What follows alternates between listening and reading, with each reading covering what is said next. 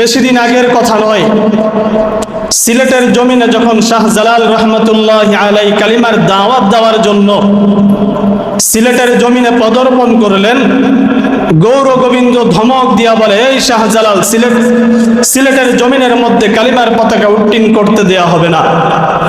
শাহজালাল রহমতুল্লাহ আলাই ডাক দিয়া বলেন, আমি কালিমার পতাকা উড্ডীন করব, তুমি যদি পারো তুমি বাধা দাও, আমার কোনো কিচ্ছু করার নাই।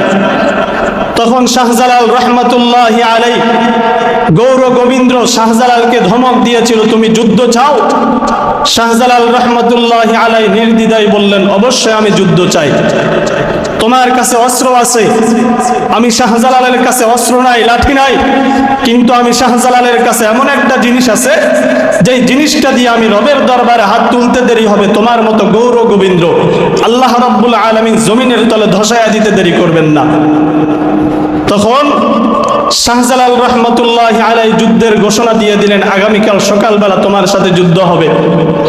শাহজালাল রহমতুল্লাহ আলাই 316 জনকে নিয়ে যাই নামাজে দাঁড়িয়ে গেলেন, রবের কাছে হাত উঠাইয়া বলেন, আল্লাহ, আমি তো গৌর গোবিন্দের সাথে যুদ্ধের ঘোষণা দিয়ে দিলাম, তুমি আমাকে বিজয় দান করো।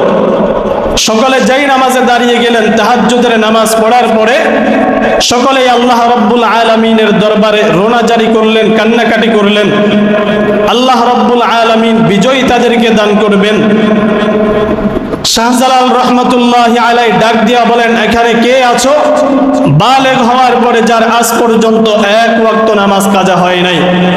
নাসিরউদ্দিন নামের একজন ওলি দাঁড়ায়া বলে, ও শাহজালাল শেখ, আমাদের আমি বালেগ হওয়ার পর থেকে আমার জীবনে কোনোদিন নামাজ কাজা হয় নাই, এক ওয়াক্ত নামাজ আমার ছুটে নাই।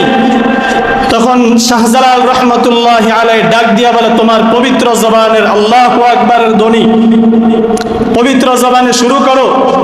নাসিরউদ্দিন নামের ওলি দাঁড়ায়া গেলেন, আল্লাহু আকবারের ধ্বনি যখন শুরু করলেন, গৌর গোবিন্দের জমিনের মধ্যে জালজালা শুরু হয়ে গেল, কম্পন শুরু হয়ে গেল। আজান চলতেছে, আল্লাহু আকবারের ধ্বনি শুরু হয়ে গেল, জমিনের মধ্যে কম্পন শুরু হয়ে গেল। আজান শেষ, তাকে দেখে গৌর গোবিন্দ তার জমিন সহ সব শেষ।